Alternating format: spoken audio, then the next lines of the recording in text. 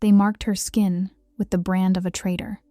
They stripped her rank, her name, her place at the table, all because she gave a dying wolf a piece of bread and a reason to live. But here is what no one in that circle of torches knew, what no one in that entire kingdom suspected. The stray she sheltered in her barn that winter night was not lost. He was hidden. And the people who branded her a traitor? They had just made the gravest mistake in pack history. Because you do not brand the woman who saved the king's blood. You bow to her. Stay with me. Because by the end of this story, every single person who raised that iron against her skin will wish they had never learned her name. Chapter 1. The fog came early to Ironvale in the winter months. It rolled in from the northern ridgeline before the sun had finished setting, thick and gray and indifferent, swallowing the tree line whole until the forest looked less like a forest and more like the edge of something unknowable. The wolves of Ironvale called it the breathing, the land exhaling cold. Most of them watched it from warm windows, from the lit halls of the pack lodge, from beside fires that someone else had built. Saren Ashvali watched it from the outside. She was crouched at the base of the eastern fence line with a hammer in one hand and a lantern hanging from a post hook above her head. The light doing its best against the dark and mostly losing. The third rail had split again, old wood, old problem, and if she left it until morning, something would push through by dawn. Something always did. That was the nature of borders. They required constant tending, or they stopped being borders at all and became simply suggestions. She drove the nail flush, tested the rail with both hands, and stood. Around her, Ironvale territory stretched in every direction, dense pine to the north, open meadow to the south, and the low amber glow of the pack settlement, glittering half a mile behind her, like a handful of embers someone had dropped in the dark. She could hear, faintly, the sound of the evening gathering, laughter. The deep resonance of the pack drum that marked the Alpha's nightly address. Life, insulated and warm, and entirely unconcerned with her. Saren picked up her lantern and moved to the next post. She had been a border keeper for 6 years. It was not a prestigious role. It was not even a particularly visible one. The pack hierarchy of Ironvale ran on bloodline and battle record, on who your sire was and how many challenges you had survived, and whether the Alpha's eyes moved to you when you entered a room. Saren's bloodline was unremarkable. Her record was clean but quiet, and the Alpha's eyes had never once moved to her. What she was, instead, was useful, in the way that a well-made tool is useful, quietly, without ceremony. You noticed the border keeper's absence far more readily than her presence, which meant that her presence had become, over time, a thing the pack simply stopped registering. She kept the fence lines whole. She logged the trespasser signs, claw marks on timber, foreign scat pressed into soft earth, the occasional scorched patch that meant a boundary challenge had been attempted and abandoned. She filed her reports with Beta Osric's office every fortnight, received her ration allocation by messenger, and lived in a stone cottage at the rim of the wild that the pack had assigned her, not as a gift, but as a convenience. It suited her, mostly. The silence suited her. The work suited her. The way the land had its own logic out here, cause and effect, unmediated by politics, suited her in a way that the settlement never had. What did not suit her, though she had never said so aloud to anyone, was the particular quality of the pack's indifference. There was a difference, she had learned, between being left alone and being made invisible. One was peace. The other was a slow erasure. She was mending the last section of the northern run when she heard boots on frost. "You're going to lose a finger one of these nights." Kala appeared from the tree line, carrying a cloth bundle and wearing the expression of someone performing exasperation over the top of genuine concern. She was 19, slight, with healer's apprentice braids, and a habit of arriving exactly when she wasn't expected. "It's below freezing, Saren. The fence doesn't care. I brought food." Kala held up the bundle. "And before you say anything, yes, I told Sister Aldra I was visiting my cousin." "You don't have a cousin in this direction." "She doesn't know that." Saren almost smiled. Almost. She set her hammer down and accepted the bundle, and they stood together at the fence line in the way that only people who have been friends for years can stand, without needing to perform anything. The fog moved around them. The pack drum sounded again in the distance, a low pulse like a second heartbeat. "Devon made another declaration tonight," Calla said after a moment. Her voice had shifted into its quieter register. The register Saren had learned to pay attention to. Trade alliance with Varnmere pack. Big ceremony. Half the inner circle was there in their formal marks. Saren chewed, said nothing. "He's been reaching south," Calla continued, "building alliances. Osric's been running border audits all week, checking entry logs, sniffing for anything he can use to look thorough." She paused. "I'm telling you this because Osric being thorough is never a comfortable thing for people who live on the border." Saren looked at her. Calla's eyes were serious. "Don't draw attention," she said. "Please. In this pack, being noticed is only good if they already love you, and they don't." She stopped herself. Began again, more gently. "They don't think about you at all, which is the safest thing you have." Saren looked back at the fence line, at the dark beyond it, at the fog breathing slow and cold over everything the lantern couldn't reach. "I know," she said. She meant it. She had built her entire life around it, around smallness, around usefulness without visibility, around being the woman who kept the border so that no one else had to think about what lay beyond it. She intended to keep living that way. The night, however, had other plans. She just didn't know it yet. Chapter 2. She found him on the 4th night of the hard freeze. Not because she was looking, because she was doing what she always did at that hour, walking the northern run with her lantern, checking the fence line before the temperature dropped low enough to make the wood brittle. She almost stepped over him. He was that still. That collapsed into the frost in the dark, his body folded against the base of a fence post like something discarded. She crouched, held the lantern close. He was human-shifted a man, young, broad-shouldered, dressed in clothes that had once been practical and were now destroyed. Dark hair plastered to his forehead with cold sweat. Breath coming in shallow, ragged intervals, each one a small argument against stopping. His hands were open at his sides, palms up, which was the thing that lodged in her chest and stayed there. There was no fight left in those hands. She checked for a pack mark, the inner wrist, the base of the throat, the left shoulder, the 3 places Iron Veil branded its own. Nothing. She pressed her nose briefly to the air above his skin. No scent, not faint, not masked by travel, absent, as though the biological signature that every wolf carried from birth had simply been removed, which was not a thing she knew how to explain, and therefore filed immediately under deal with later. What she dealt with first was the wounds. They were not claw marks. She had seen enough of those pack disputes, territorial skirmishes, the occasional feral animal that wandered too close. These were cuts. Precise, measured, deliberate. 3 across the left side of his torso, spaced with a regularity that made her stomach turn slowly. Someone had done this with intention, with patience. Someone had taken their time. He was alive, barely, but barely was enough. Saren made her choice in the space of one breath. She got her arms under him. She did not light extra lamps that night. She brought him in through the back, laid him on the floor near the fire, and worked by the light she already had, cleaning the wounds with the healer's kit she kept, because the border was no place to be without one, wrapping the cuts with clean linen, coaxing water between his lips with a patience she hadn't known she possessed. He was unconscious for the first day, delirious for the second, muttering words she couldn't parse, fragments of something urgent that dissolved before she could catch their shape. She did not ask his name. She told herself it was because he was in no condition to answer. She fed him broth. She kept the fire built. She slept in the chair beside him, with one ear open, the way she slept on nights when the border felt restless. On the 3rd day, his fever broke.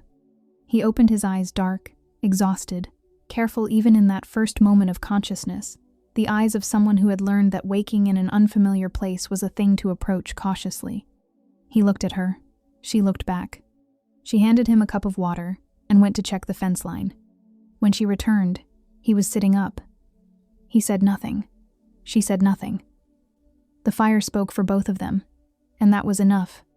And she thought in the particular private way of a person who has lived alone long enough to be honest with themselves that she had not intended to find anything out here. She had intended to keep the border and keep her head down and keep her life exactly as small and safe as she had built it. The fourth morning arrived cold and clear and ended everything. She heard the patrol before she saw it. 6 wolves. Osric at the front, breath steaming, his expression carrying the particular quality of a man who has found exactly what he came looking for. Behind him, 2 of Devon's inner circle enforcers. Behind them, 3 she didn't recognize outsiders, wearing the formal travel marks of a delegation, observers. Osric's eyes moved from the boot tracks in the frost to her door to her face. "Ashvale," he said, "step aside." What followed was not a trial. Trials had procedure, evidence, the formal invocation of pack law, the right to speak, the weight of testimony measured against testimony. What happened in the pack lodge that evening was a performance staged for the delegation seated in the gallery, their foreign eyes moving across the assembled Ironvale wolves, with the cool appraisal of people deciding whether this pack was worth doing business with. Devon needed to look decisive. He needed to look clean. Saren stood in the center of the lodge floor and tried anyway. She explained. He was wounded. He was dying. She had done what anyone with a healer's kit and a functioning conscience would do. She had intended to report it in the morning. She had.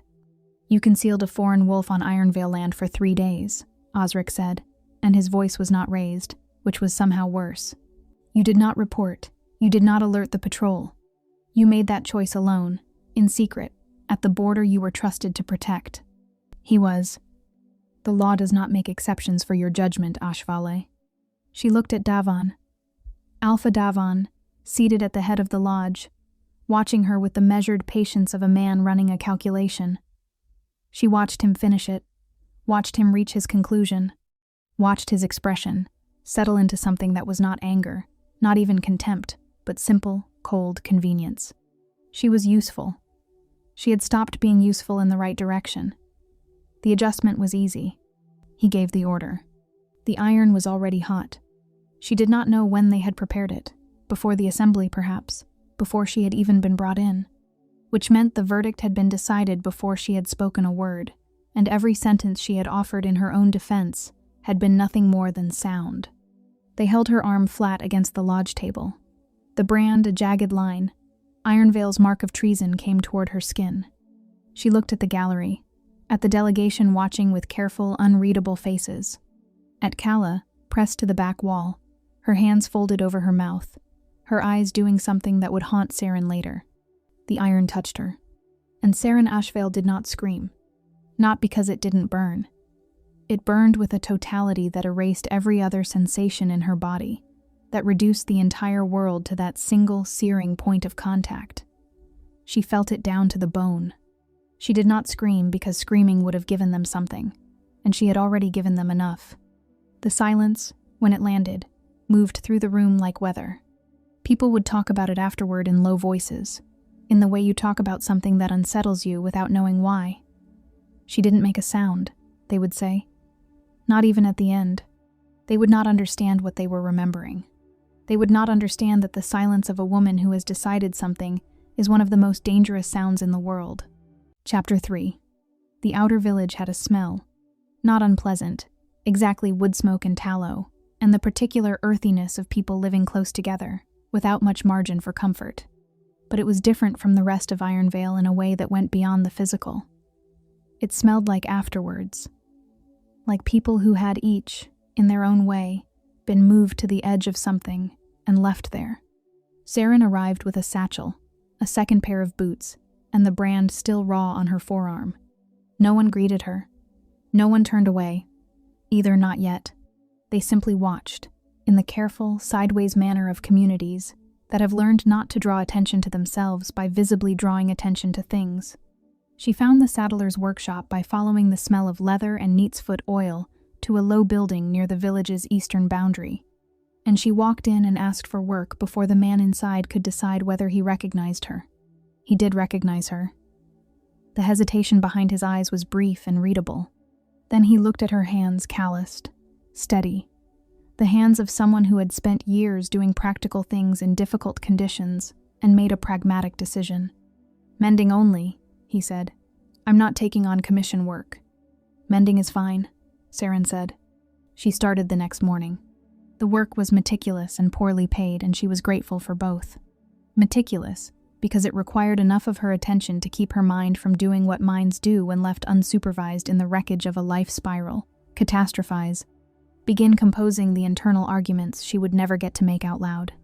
Poorly paid because it meant she had to be precise about everything: what she ate, what she spent, what she allowed herself to feel, and for how long. She was very precise. She rose before light. She mended bridles and girth straps and stirrup leathers with the same steady competence she had brought to fence rails and border logs. She ate what she could afford, which was enough to function and not enough to be comfortable, which she decided was simply the current situation and not a permanent condition. She slept on a narrow cot in the back room that the saddler offered gruffly, and she accepted without ceremony. She did not beg. She did not apologize. Those were the only 2 rules she had given herself, and she kept them with the same stubborn precision she kept everything else. The pack made sure she knew what she was now. Not loudly. Ironvale was too sophisticated for loudness. It was done in the small, accumulated currency of social withdrawal, the way a conversation paused when she approached the morning water queue and resumed after she had filled her bucket and moved away. The woman at the grain stall who suddenly needed to check her inventory every time Saren's turn came. The child no more than 7, bright-eyed, blameless, who reached toward the space beside Saren on the outer bench before her mother's hand came down on her shoulder and steered her gently, firmly, elsewhere. The mother didn't even look at Saren while she did it.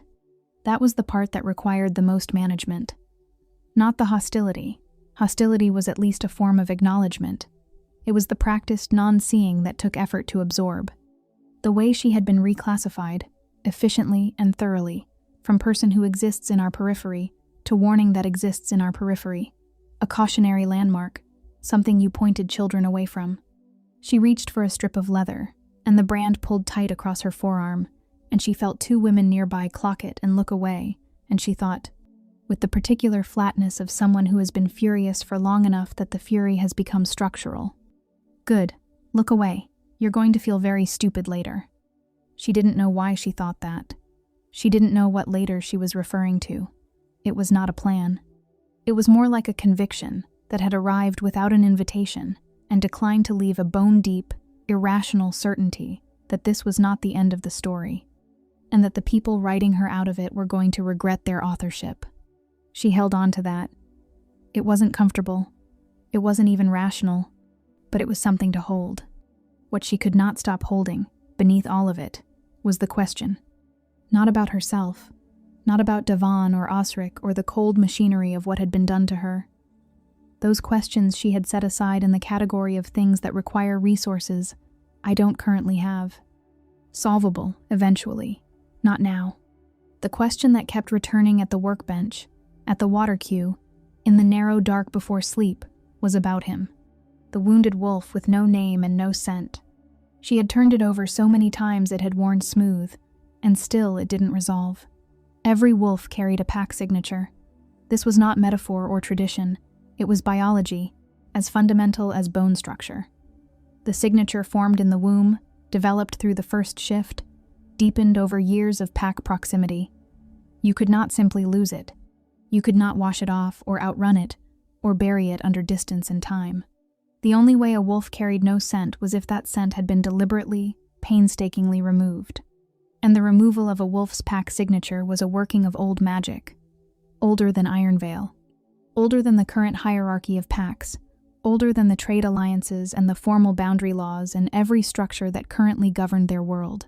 It was the kind of working that required knowledge most practicing wolves no longer possessed. Knowledge that had been, by most accounts, lost. Or kept. Quietly, by the kind of people who understood that some information was safer as a secret. She set another stitch, pulled it tight. Who erases a wolf? She thought. Not in the abstract specifically. With intention, with the resources and knowledge required to do it correctly. The answer that kept surfacing was not comfortable. Someone who needs that wolf to disappear without dying. Someone who needs him to move through the world undetected, through border territories, through pack lands, with their noses up and their patrol logs current. Someone who was hiding him. The question, then, was not what he was running from. The question was what he was being kept safe from. And underneath that, quieter, more persistent than she wanted to admit, whether he had made it. Wherever he had gone after her fire, she did not let herself linger on it, but she did not let go of it either. Some questions, once they take root, have the patience of things that know they will eventually be answered. Saren had always been good at waiting. The question was whether the answer, when it came, would change everything. It would. She just didn't know yet how completely. Chapter 4. It arrived on a Tuesday. She knew it was Tuesday because she had started marking the days a small cut in the wooden beam above her cot, one per morning, a habit she had developed not out of sentiment, but out of the practical need to keep her mind anchored to sequence. When everything else has been taken, the ability to say this is day 14 is a small sovereignty. She kept it carefully. 14 days since the brand. She was at the workbench when she heard it, the particular sound of large wings folding, a weight settling on the sill of the workshop's single window. She looked up, expecting a crow. They were common out here, drawn by the scraps of leather and the smell of oil. It was not a crow. The raven was enormous, blue-black, and possessed of the unsettling stillness that distinguished birds used as messengers from birds that were simply birds. It watched her with one amber eye, and did not startle when she stood. It was waiting. It had been sent to wait. She crossed to the window slowly. The raven extended one leg with a patience that suggested it had done this many times before a professional, in its way. Tied to the leg with a thin cord was a strip of leather, narrow as 2 fingers, the kind cured specifically for writing because it held impression better than parchment in wet weather. She untied it. The raven departed immediately, without ceremony, back into the white winter sky. Saren looked at the leather. 3 words, burned in with something fine-tipped and deliberate, the letters small and even. I am sorry. And below that, separated by a careful space, a symbol, burned with the same precision. A mark she did not immediately recognize, which was itself unusual. She had spent 6 years logging territorial signs and boundary markers. She knew the sigils of every pack within 3 territories by sight. This was not a pack sigil. She stood at the window for a long moment, turning the leather in her hands, and then she did what she did with every piece of information that exceeded her current knowledge. She set it aside, finished her work hours, waited until the light had dropped and the saddler had gone home, and then she sat down and looked at the symbol until something in the back of her mind, some half-archived fragment of a lesson she had not thought about in years, shifted, and then went very, very still. She found Kala the following morning. Not at the healer's lodge, too many ears in the healer's lodge, but at the well, at the edge of the outer village, where Kala had taken to stopping on her early rounds, with herbal bundles for the families who couldn't make the walk to the lodge. Saren waited until the last family had taken their bundle and moved away. And then she stepped forward and placed the leather strip in Kala's open hand without preamble. Kala looked at it, read it, looked at the symbol. The color left her face in a single, clean withdrawal, like a tide going out. Saren. Her voice was barely above breath. Tell me what you know. Kala looked around the square, a reflex automatic, trained. Then she took Saren's arm and walked her around the side of the well, into the narrow gap between the stone housing and the outer fence. And she spoke in the lowest register her voice could manage while still being words. Where did you get this? A raven. Yesterday. Tell me what you know, Kala. Kala pressed her lips together. She was working through something internal, a calculation or a conflict, or both. Saren had seen this expression before. It was the face of someone deciding how much truth they could afford to release. 6 months ago, Kala said finally, there were whispers in the healer networks. What kind of whispers? The kind that come through the midwife channels, the ones that never make it into official reports because the women carrying them know better than to put their names to them. She paused. There was talk that the Alpha King's youngest son had disappeared. The well square was quiet. Somewhere distant, a door opened and closed. The court announcement said illness, Kala continued. Confined to his chambers, not receiving visitors, expected to recover. Standard language. The kind of language that means, do not ask further questions. She glanced at the leather strip still in her hand. But the healers who work the Thornhold corridors told a different story through the back channels. There had been an attempt. Inside the palace itself. Someone had gotten close enough. She stopped. Started again. He was moved, quietly, out of Thornhold and into somewhere the court couldn't track him. Saren's mind was moving with the particular cold efficiency it reserved for information she was not yet ready to feel. And the symbol? Calla turned the leather strip over once, as though hoping the back of it would offer some alternative explanation. It did not. That is the private seal of House Varric. Not the royal crest that's public, ceremonial. This is the family mark, the one used for internal correspondence, bloodline documentation. She looked up. The one that only the Varric family itself uses. The space between them held the implication like water in cupped hands. There is something else, Calla said. Her voice had dropped further, not from caution now, but from the specific discomfort of carrying a truth that had been pressing against the inside of your ribs for months. Something the midwife networks carried that the healers wouldn't even write down between themselves. Saren waited. The prince they were hiding the youngest son. Calla met her eyes. He had never been publicly acknowledged, not in any formal court record, not at any ceremony. Nothing, she exhaled slowly, because his mother was not the queen. The cold that moved through Saren then had nothing to do with the winter. She took the leather strip back from Calla's hand, looked at the 3 words again. I am sorry. Not thank you, not I survived, not forget you ever saw me. Sorry. As though he had known, even then, what finding him was going to cost her. As though the message was not news, it was an acknowledgement of a debt. The debt of a man who knew exactly who he was, and exactly what she had lost because of him. Calla, Saren said quietly. The wolf I sheltered, the one with no scent and blade wounds. Calla had already arrived at the same place. Her eyes said so. We don't know that, Calla whispered. We can't know that for certain. No, Saren agreed. She closed her fingers around the leather strip. Not yet. Chapter 5. She noticed the first one on a Wednesday. A man at the outer village market, browsing the dried goods stall with the unhurried patience of someone who had nowhere specific to be. He was dressed for travel-heavy cloak, worn boots, pack worn close to the body the way people carried things they didn't want searched. Nothing unusual in that. Travelers passed through the outer village occasionally, using it as a waypoint between Ironvale's borders and the southern road. What was unusual was that he had been at the same stall the previous Wednesday. Saren knew this because she had bought twine from that stall the previous Wednesday, and the man had been behind her in the queue, and she had clocked him the way she clocked everything automatically, without emphasis.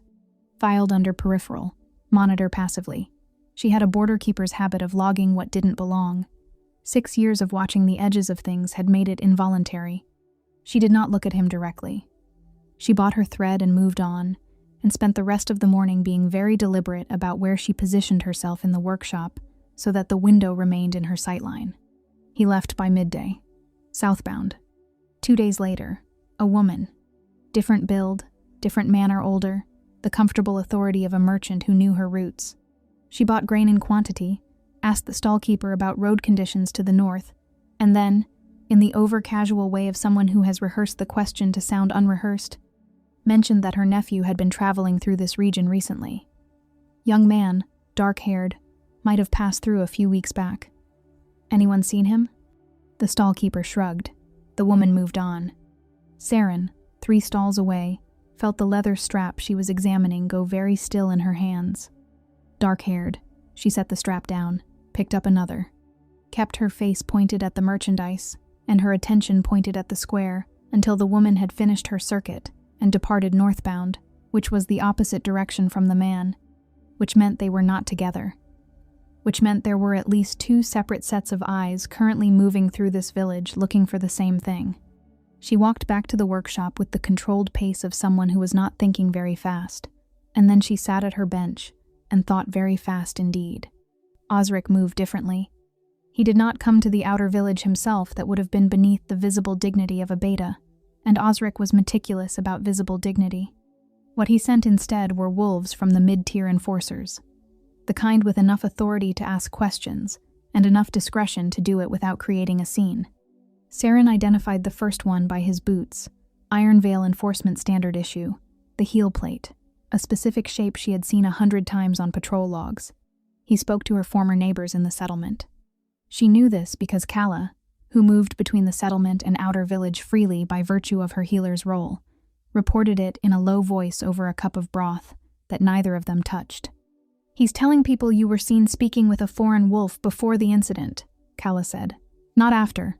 Before." "That's not true." "I know that." A pause. "He's also asking whether you'd ever expressed dissatisfaction with Davin's leadership. Whether you'd ever been heard questioning pack law. Whether anyone had seen you receiving correspondence." The raven. Saren kept her expression neutral, and thought about the raven and the leather strip currently pressed flat between the two boards at the bottom of her kit bag. "He's building something," she said. "He's building a case that what happened wasn't an isolated act of poor judgment." Kala met her eyes.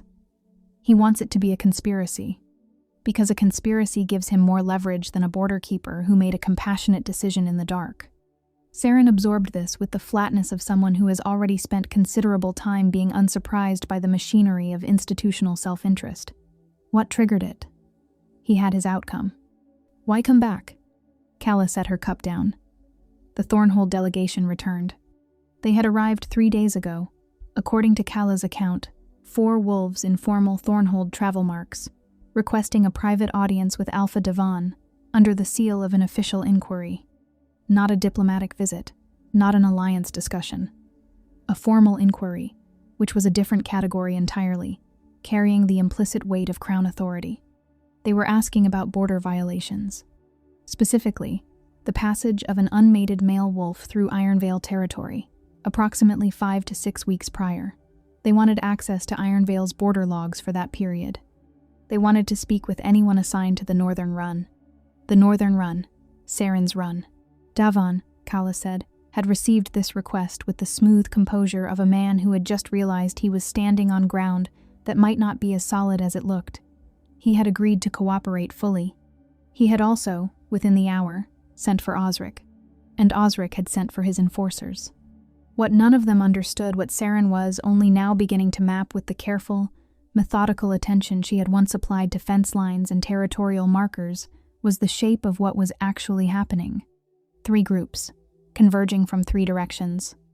Osric, working inward from the border incident, looking for conspiracy he could weaponize before the Thornhold inquiry, made his handling of the branding look like what it was: impulsive, politically motivated, and possibly catastrophically mistaken.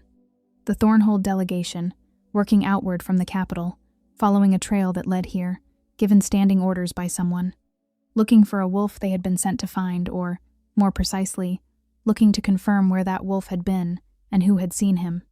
And the 2 watchers, the man, the woman who were not Osric's people, and were not the Thornhold delegation, and who were asking after the same dark-haired young man with the careful precision of people who already knew the answer and were simply confirming it. People who were not looking to protect him. People who were looking to finish what they had started. Saren sat with this geometry in the quiet of the workshop after Kala left, the fire burning low, the leatherwork untouched on the bench beside her. She thought about the blade wounds, the careful spacing, the patience required. She thought about a woman buying grain she didn't need and asking a question she already knew the answer to, and departing northbound toward territory that had only one thing of significance in it. She thought about the leather strip in her kit bag. "I am sorry."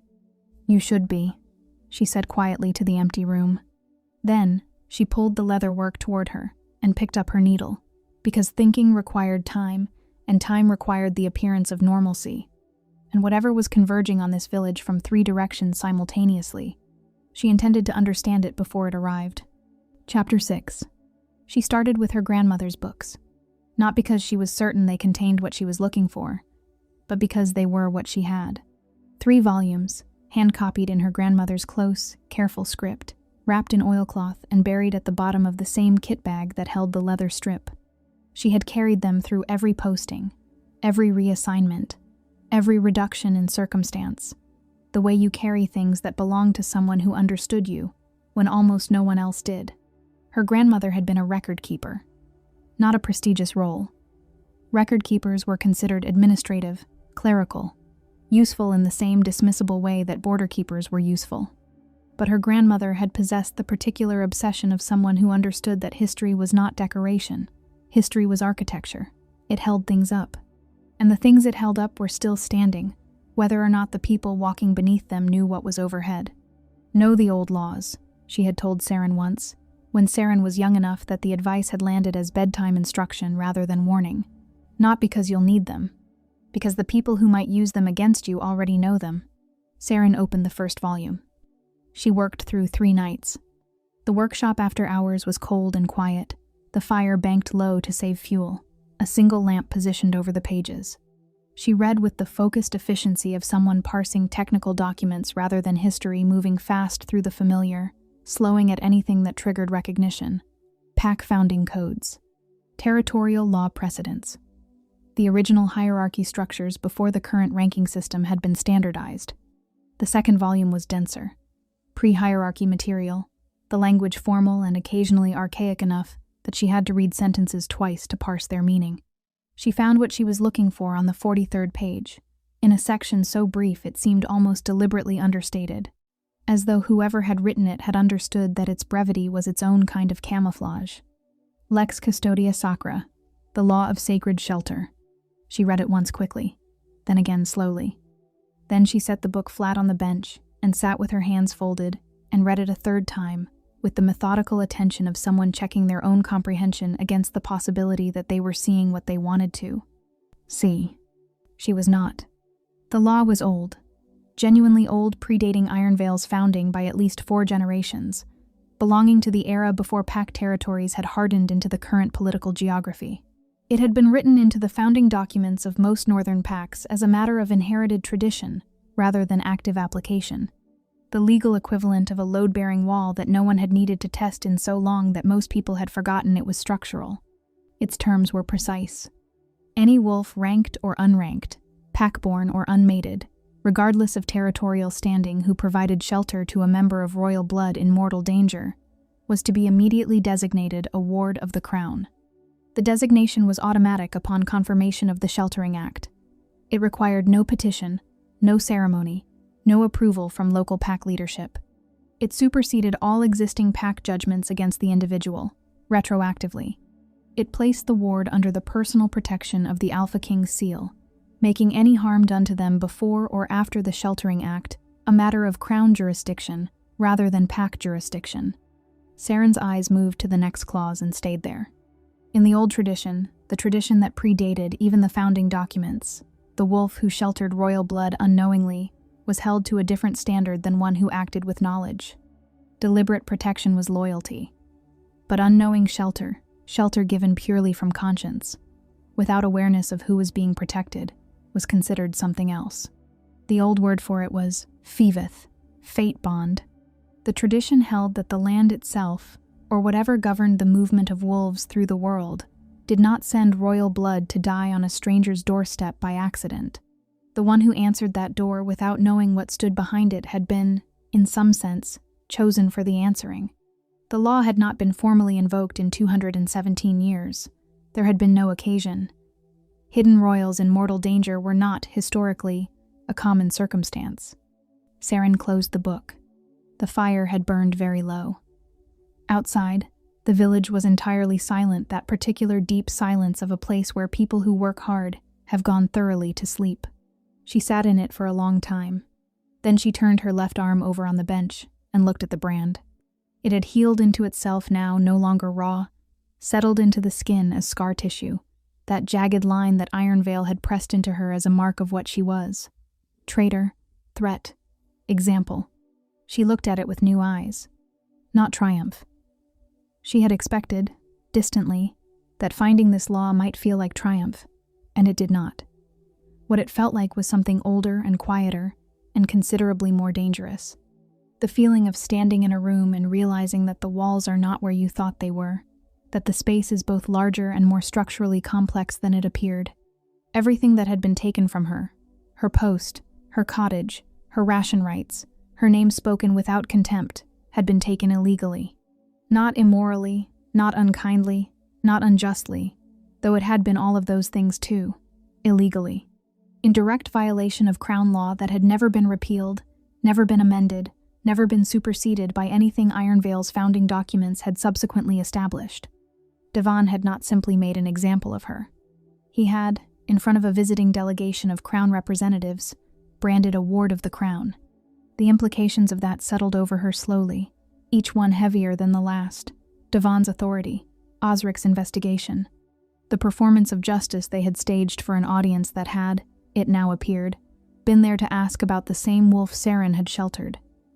The delegation had watched the branding. They had witnessed it. They had gone back to Thornhold carrying that witness. She did not know if they had understood what they were seeing. She did not know if anyone had understood what they were seeing. But somewhere in the capital of Thornhold, a young man with blade scars and no pack scent was alive because of what she had done. He knew what the law said. He had sent a raven. He had written, "I am sorry," with the care of someone who understood the weight of what they were apologizing for. Sorry was not enough. She had no illusions about that. But it was, she understood now, the opening of an accounting. She covered the brand with her sleeve and reached for the book again, not to reread the law, but to find the clause she had half-registered in her first pass, the procedural clause, the one that specified how the law of sacred shelter was formally invoked, and by whom, and before which witnesses. If this was going to happen, she intended to understand the mechanism completely before it did. Her grandmother had been right. The people who might use the law against you already knew it. It was past time that she did too. Chapter 7. She heard them before she saw them. Not because they were loud, they were the opposite of loud, moving through the pre-dawn dark with the compressed silence of wolves who had been trained to cover ground without announcing it. What she heard was the quality of the quiet changing. The outer village had its own nighttime texture, the creak of settling timber, the distant sound of the river, the occasional shift of animals in the small stable at the village's edge. She had been living inside that texture long enough to know when something moved through it that didn't belong. She set down her awl and looked at the window. 3 figures. The 2 flanking the center were large in the way that spoke less of size and more of a particular kind of readiness. The stillness of people whose bodies had been made into instruments and who had learned to carry that fact. Lightly, without display. They positioned themselves outside her door with the automatic precision of long practice, one to each side, and did not knock. The one in the center knocked. 3 times, measured, not urgent. The knock of someone who was fairly certain they would be admitted, but was extending the courtesy of asking anyway. Saren crossed the room and opened the door. He looked better than the last time she had seen him. This was a low standard the last time she had seen him. He had been unconscious on her floor, with blade wounds and a fever, but it registered anyway. He was upright, composed, dressed in plain dark travel clothes that bore no markings and managed, despite their simplicity, to sit on him with a kind of precision that spoke of someone accustomed to being looked at. His face was the same face she had watched through 3 days of fever. Careful, even now. Controlled. He looked at her. She looked at him. Then his eyes moved briefly, involuntarily to her left arm, to the sleeve pushed up from the night's work, to the brand. Something happened in his expression. It was brief and complicated, and he controlled it quickly, folding it back behind composure with the practiced efficiency of someone who had been managing the visibility of his own emotions for a very long time. But she saw it. She had always been good at seeing things people assumed weren't visible. "May I come in?" he said. It was not quite a question. Saren stepped aside. He did not sit. He stood at the center of her small workspace, with his hands at his sides and his weight evenly distributed, and looked at her with the directness of someone who had decided, in advance, that there was no version of this conversation that benefited from indirection. "My name is Kaelin Varric," he said. "I am the youngest son of Alpha King Aldrich Varric of Thornhold." A pause not for effect, but the pause of someone who has rehearsed a thing and is now saying it aloud for the first time in a context where it is entirely real. "I was not acknowledged at birth. My existence was not made part of the public record, for reasons that I will explain if you want them, though they are not the most important thing right now." Saren said nothing. She was listening with the full-body attention she had once given to the border at night, every sense present, nothing filtered. "What you did for me," Kaelin continued, "on the night you found me, you saved my life. The wounds I was carrying were significant enough that without intervention I would not have survived until morning. His voice was even. Factual. As though the steadiness of the delivery might make the content easier to receive. What was done to you in consequence of that act was not only unjust, it was illegal, under Crown law. Specifically, under the Lex Custodia Sacra, the law of sacred shelter, Saren said. He stopped. A different expression moved across his face, brief, genuine, something almost like relief. You know it. I found it 6 nights ago. She crossed her arms, the brand facing upward on her forearm, visible between them. Ward of the Crown. Retroactive protection. Crown jurisdiction over all prior judgments. She held his gaze. I've read the procedural clauses 3 times. I know what I'm entitled to and how to invoke it. Kaelin looked at her for a moment with the specific attention of someone recalibrating their expectations mid-conversation. Then you know why I'm here, he said. I know part of why you're here. She let that sit for exactly long enough to be deliberate. Then she asked him the question she had been carrying for 5 weeks, the one that had lived underneath every other thought like a stone at the bottom of a current present, immovable, shaping everything that moved above it. Why were you wounded that way? She said. Those weren't claw marks. The silence that followed was not the silence of a man searching for an answer. It was the silence of a man who had been stopped completely, whose composure, that carefully maintained and thoroughly practiced composure, had encountered something it had not prepared for and required a moment to absorb the impact. He looked at her with an expression she had not seen on him before. Not in the fever, not in the careful management of the last several minutes. Something unguarded. Something that might, in a different light, have been called afraid. How did you know they were blade wounds? His voice had changed, quieter, the precision still present, but stripped of its formal quality. I cleaned them, Saren said simply. I've seen claw damage. I've seen bite trauma. I've treated both, out on the border, more times than I can count. What you were carrying was none of those things. The spacing was consistent. The depth was controlled. Someone made those cuts with a blade and with patience. She watched his face.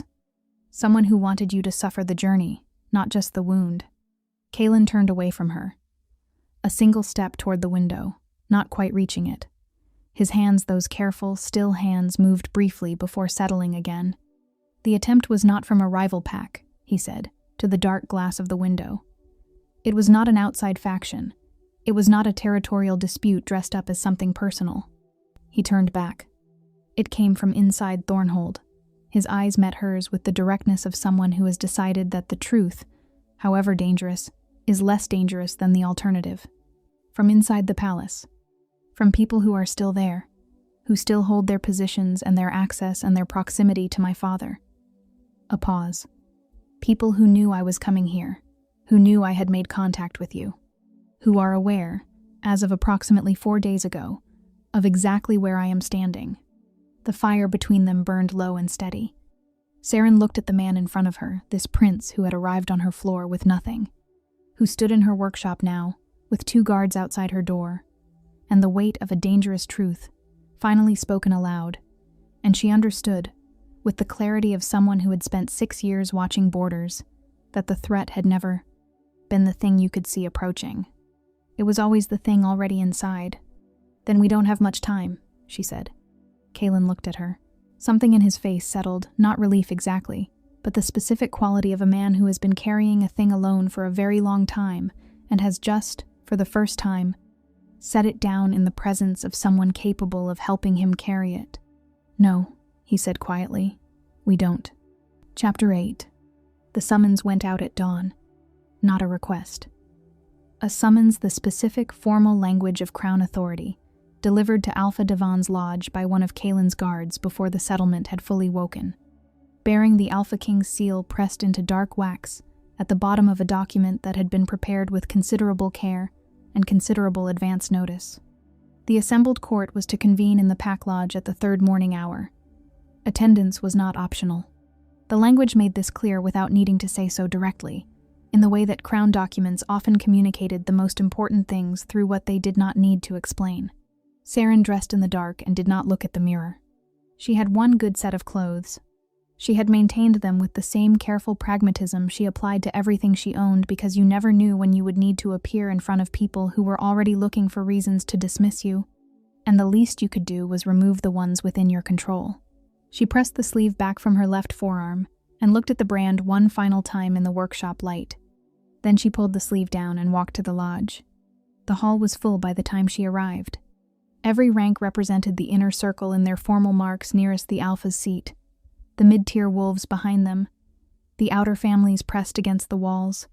Word had moved through the settlement the way it always did, faster than any official channel, and the quality of the silence that greeted her entrance told her that most of the room already understood, in approximate terms, what they were here for. What they did not understand yet was the specific weight of it. She took a position to the left of the hall's center, beside Kala, who had arrived early and secured standing space with the quiet determination of someone who intended to witness every moment of what happened next. Kala reached out briefly and pressed her hand once, firm, no words, and then let go. Kalen entered last. He came without announcement, without ceremony. The two guards preceded him through the door, took their positions flanking the hall's center with that particular stillness. Seren had already catalogued the stillness of readiness at rest, of force that had not yet decided to become force. And then Kalen walked in and stood between them, and the entire room recalibrated around his presence. He was not in formal court dress. He wore the same plain dark clothes he had arrived in. He carried a document case, plain leather, practical, and nothing else. And this, Seren understood, was deliberate. He did not need the visual language of power. He was standing in a room where he was the only person whose authority required no display, and he knew it. And the knowing was visible in the complete absence of performance. He looked, briefly, at Seren. Then he turned to face Alpha Devon. Devon sat in his chair with the composed expression of a man who had decided in advance that he would not be the first to show uncertainty. Luna Mira beside him was immaculate posture correct, face arranged in the careful neutrality of someone performing serenity over something considerably less serene. Osric stood at Devon's right, and Osric, unlike the other two, was watching Kalen with the specific, focused attention of a man rapidly calculating variables. Kalen opened the document case. He did not raise his voice. He did not gesture toward the guards, or reference his own identity, or offer any of the usual prefacing that formal proceedings tended to require. He simply began to read, in the old tongue, from the document bearing his father's seal, and the language itself, ancient, precise, carrying the accumulated authority of 2 centuries of dormancy, filled the hall with the quality of something being unsealed after a very long time in the dark. The law of sacred shelter. Read aloud, in full, without interruption. By the 3rd sentence, Devon's color had changed. By the 6th, Luna Mira's composure had developed a fracture at the edges, a tightening around the eyes, a barely perceptible shift in her breathing that was visible only to someone who had been watching faces for years. Seren had been watching faces for years. When Kalen finished the law, he set the first document down and lifted the second. "These are the recorded violations," he said, in the common tongue now, and his voice was the same, even, unhurried voice he had used in her workshop, the voice of a man who understood that quiet was more devastating than volume. "I will read each one." He read each one. The branding itself, the date, the hour, the method, the names of the enforcers who had held her arm against the table, the name of the ranking wolf who had given the order, the names of the delegation members present in the gallery crown representatives, as the record showed, who had witnessed the illegal punishment of a ward of the crown, and whose witness was now, formally, testimony. The stripping of ration rights, documented, dated, signed in Osric's hand. The removal from her post in cottage, the specific pack codes under which it had been executed, and the specific crown codes under which it was, therefore, null. The interrogation of her former neighbors, the surveillance of her movement in the outer village. Each item named, sourced, placed in the record with the thoroughness of someone who had spent 6 weeks doing nothing else. Each one landed in the hall like something dropped from a height not dramatic, not theatrical.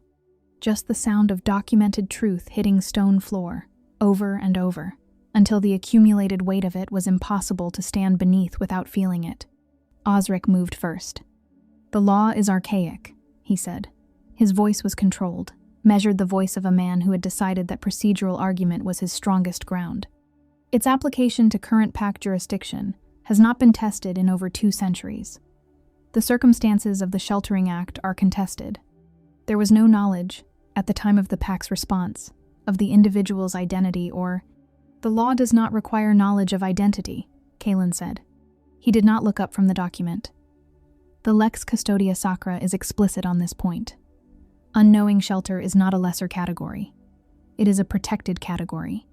The absence of knowledge at the time of the act is confirmed by the pact's own record of events.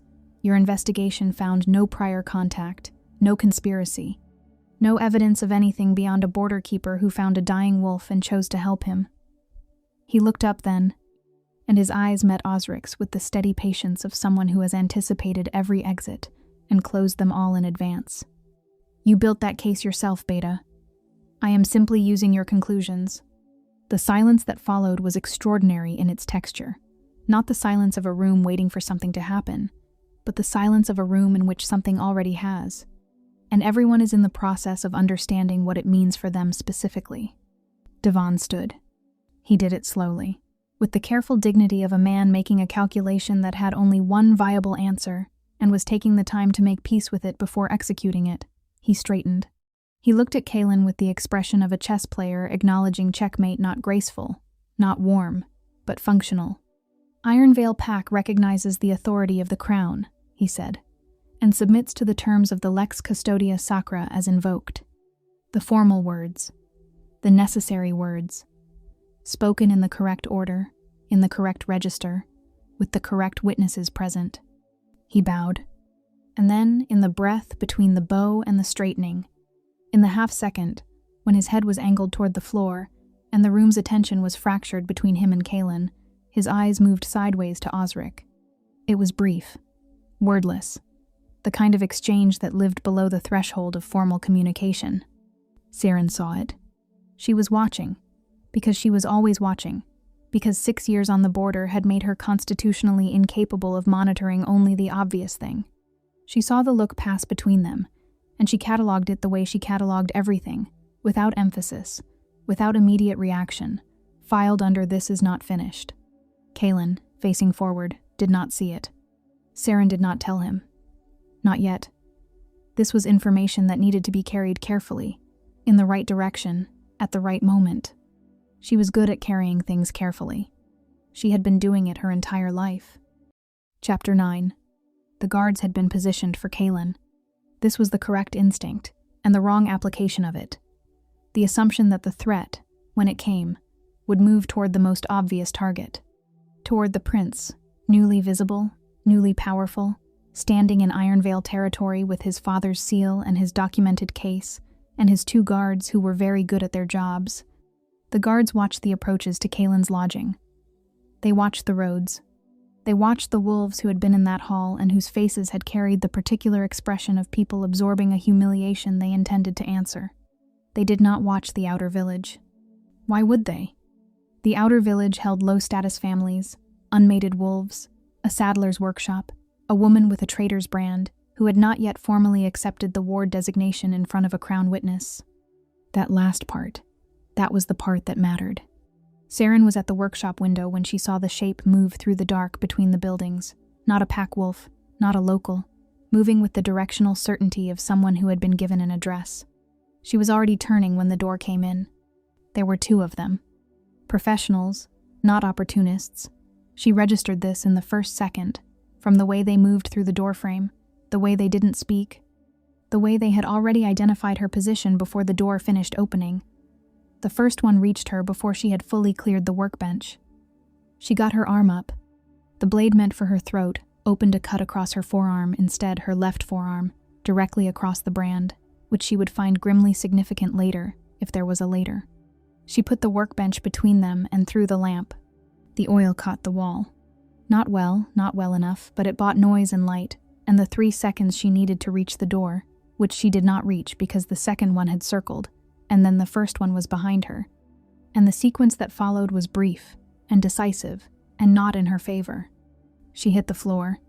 She was aware, distantly, of shouting from the direction of Kaylin's lodging, of boots on the frost outside, of the two professionals making the calculation that professionals make when unexpected noise arrives, the calculation that weighs completion against extraction, and then they were gone, and the cold night air was coming through the broken door, and Saren was lying on the workshop floor with her hand pressed to her side and the fire she had set still burning on the wall.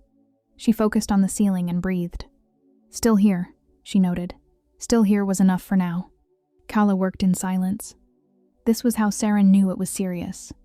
Kala talked while she worked a running commentary of observations, reassurances, requests for instruments, and the silence meant she needed every available part of her attention on what her hands were doing. The healer's room was warm, lit with 3 lamps, and Kaylin was in the corner, and Kala had told him twice to wait outside, and he had not moved either time, so she had stopped asking. He sat in the chair beside the cot and did not perform composure. This was the thing Saren registered in her intermittent moments of clarity, the thing that cut through the fog of blood loss and Kala's careful stitching and the distant throbbing that had replaced the sharp immediacy of pain. He was not composed. He was not managing his expression, or moderating his visibility, or calculating how much of himself to release into the room. He was just there, in the chair, watching Kala work, and his face looked like a person's face. She drifted, came back, drifted again. The second time she surfaced, the room was quieter. Kala was at the far end of the room sterilizing instruments. Kaylin had moved the chair closer to the cot and was sitting with his forearms on his knees, his hands loosely clasped, looking at the middle distance of someone who is not seeing the room they are in. He started talking. Not to her exactly, or not only to her. The way a person talks, when the silence has become heavier than the words, and releasing the words is simply necessary. I didn't have a name for the first 3 years, he said quietly. Not an official one. My mother called me something, privately, but it was never written, never recorded. I was a circumstance that needed to be managed. That was the language the court used. I heard it when I was old enough to understand language, and young enough that the people saying it didn't think I was listening. Saren watched the ceiling. She was listening. My father has 4 acknowledged sons. I have watched each of them receive their formal naming. The ceremony, the witnesses, the seal pressed into the document that makes you real in the legal sense. Makes you a person the record will remember. His voice was even, but the evenness was different from his court evenness, thinner, more effortful. I attended 2 of those ceremonies. No one knew who I was. I stood in the gallery and watched my brothers become official, and thought. He stopped. Kala's instruments made small sounds across the room. I thought I had made my peace with it, he said. With being the one who didn't exist in the record. I had made it useful, even. You can move through the world very freely when the world doesn't know you're in it. A pause. And then someone decided that even that was too much. That a son who doesn't officially exist is still a complication if he's breathing. Saren turned her head. It cost her something. He was looking at his hands. The night they came for me at the palace, he said, I recognized the man who gave the order. Not a stranger, not a rival faction from outside. Someone who had sat at my father's table. Someone who had spoken to me directly, on more than one occasion, with every appearance of, he stopped again. It doesn't matter. What matters is that I ran, and I ran in the wrong direction, and I ended up on your border. A long quiet. And you opened the door? He said, without asking, without knowing. You just opened the door. Saren's voice came out rougher than she intended. You should have told me who you were, from the beginning. He looked at her. The surprise of it that she was conscious, that she had been following moved across his face before he could moderate it. I know, he said, simply. No defense offered. Why didn't you? The pause before his answer was not evasion. It was honesty gathering itself. I was afraid you'd treat me differently. His voice was very quiet. Everyone who has ever known what I am has either wanted to use it or wanted to erase it. You treated me like a person who needed help. I didn't want that to stop. Saren looked at him for a long moment. Then, despite everything, despite the stitches and the blood loss, and the 2 professionals who had just tried to ensure she never formally accepted a legal designation she had earned by doing nothing more than opening a door in the dark, she almost laughed, It came out as something adjacent to it, a short exhale, a fractional movement at the corner of her mouth. "I fed you bread," she said, "and let you sleep on my floor." She held his gaze. How much worse could it have gotten? Something happened in his face, something that had not been there before. Not in the fever, not in the workshop, not in the lodge hall. Something that was not composure, and was not the absence of composure. Something that looked, in the warm lamplight of a healer's room, remarkably like a person arriving somewhere they had not expected to reach. He didn't answer. He didn't need to. Kala appeared at the bedside, checked her work with brisk professional focus, and said without looking up, "She needs to sleep. You need to let her." Kaelin sat back in the chair. He did not leave. Chapter 10. She recovered slowly, and on her own terms. This was consistent with everything else about her. Kala prescribed rest, and Saren rested. But she rested with her grandmother's books open beside her, and a piece of charcoal in her hand, working through the documentation she had been quietly assembling since the night she first saw the man and the woman in the outer village market. The travelers who had asked the wrong questions in the wrong cadence. The directional choices that placed them as separate parties, converging on the same target. The timing of their appearance relative to the Thornhold delegation's formal inquiry. She had 6 weeks of observation logged in her border keeper's shorthand, the same notation system she had used for trespasser signs and territorial markers, applied now to the movement of people who thought they were invisible, because no one of consequence was watching them. Saren had never been anyone of consequence. That had made her very good at watching. On the 9th day, she sat up and told Kala she was done resting. On the 10th, she sent a message to Kaelin through his guards. On the 11th, she sat across from him at the saddler's workbench, the saddler having been gently displaced for the afternoon, and laid out everything she had in precise, sequential order. He listened without interrupting. When she finished, the silence lasted long enough to be a kind of answer. "You built this from a market square," he said. "I built this from paying attention," Saren said, "which is what I have always done. The market square was just where it started." Thornhold was larger than she had imagined and exactly as cold. The capital sat in a natural basin between two ridgelines, the palace at its center rising in the dark stone architecture of the old northern building tradition, functional, severe, constructed by people who understood that beauty was a secondary concern when the wind came off the mountains at that angle. They arrived in a formal crown carriage, which Saren found both necessary and mildly absurd, and were received by palace staff, who had been briefed on the ward designation, and were therefore professionally courteous in the careful way of people managing their own uncertainty about the appropriate register. The Alpha King's hall was not what she had expected either. She had expected grandeur deployed as intimidation, the visual language of power arranged to make visitors feel small.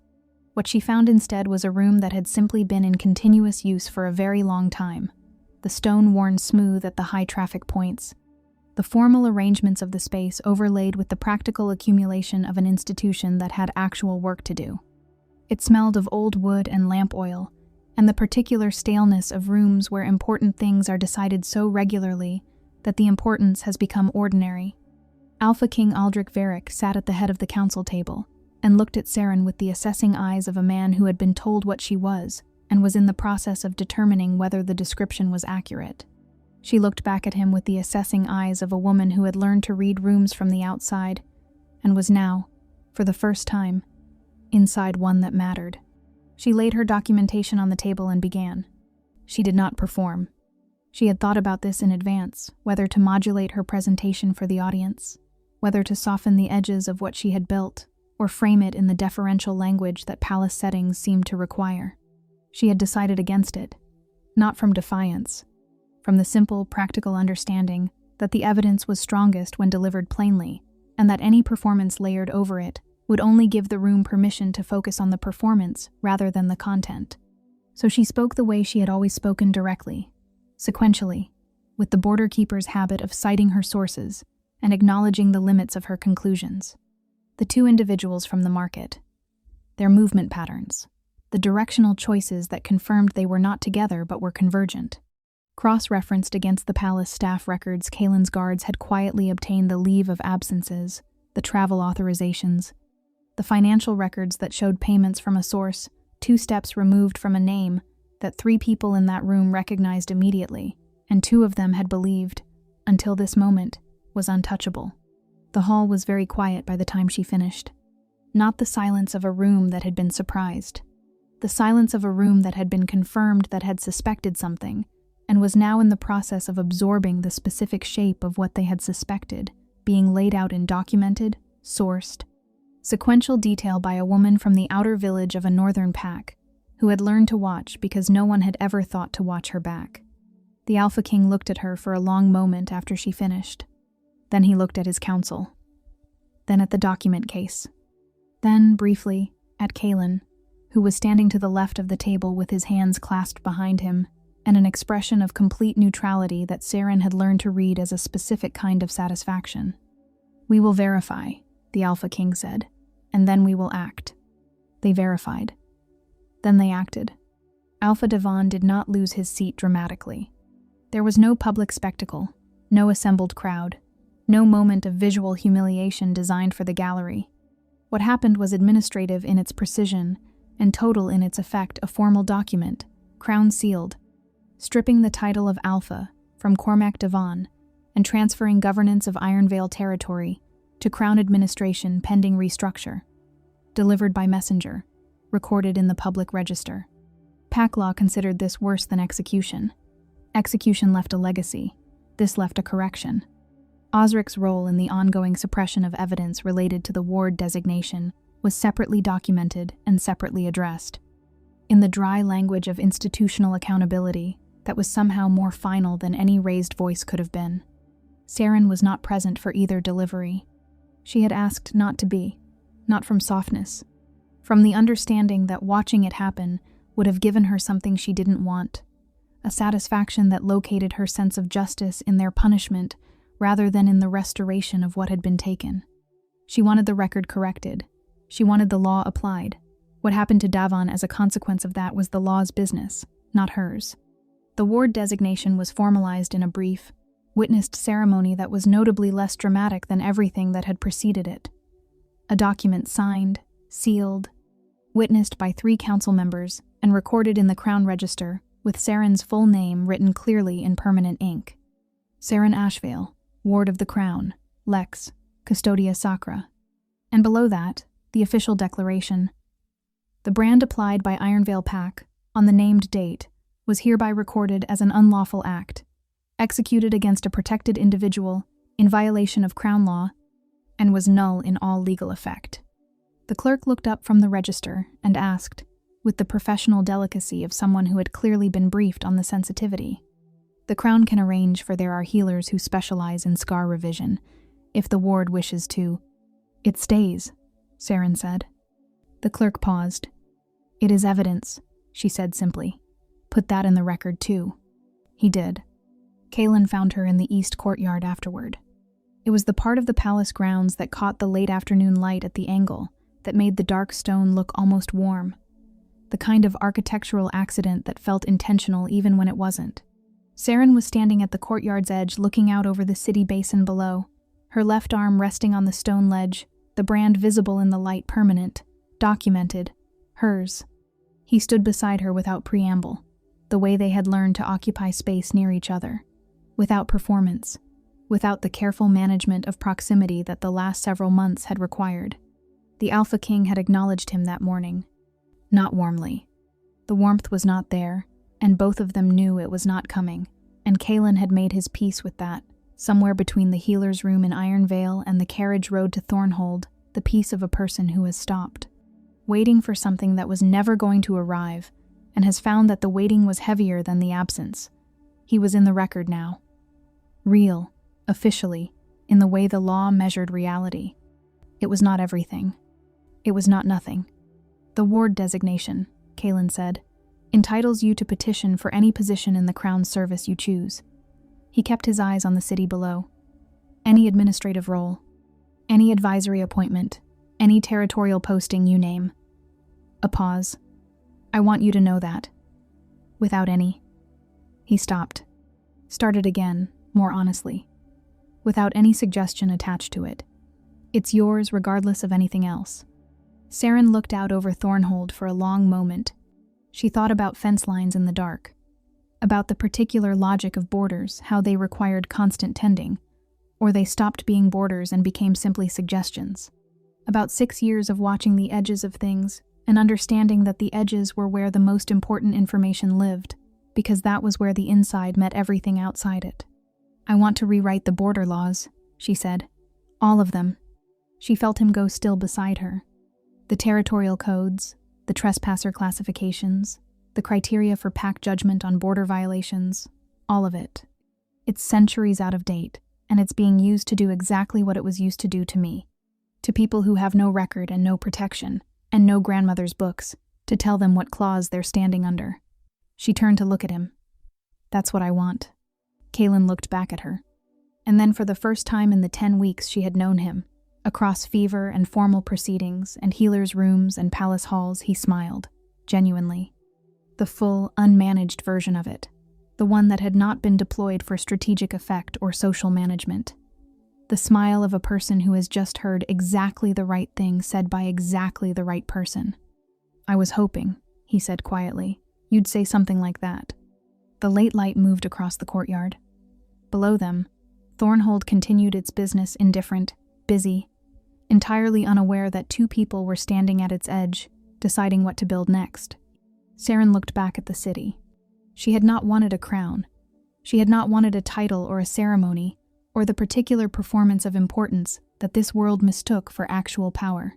She had wanted the truth spoken out loud, in permanent ink, in a record that would outlast everyone in that hall. She had that now. Everything else was just the next border to tend. And Saren Ashvale, who had never been meant to matter, had always been very good at her work. This story was never really about a prince or a crown or the law that changed everything. It was about a woman who kept doing the right thing in the dark when no one important was watching, when it cost her more than she could afford, when the world had decided she was simply a cautionary landmark and moved on. It was about what happens when that kind of person finally gets to stand in a room where the record is being written and says, "Put the truth in. All of it." Justice, in the end, did not arrive loudly. It arrived with documentation, an old law, and a woman who had been paying attention for years to things that everyone else had decided were not worth watching. Thank you for staying until the end of this story. If it moved you, if you felt what Saren carried and what it meant when her name was finally written correctly, please subscribe and leave me a comment telling me which moment stayed with you longest, because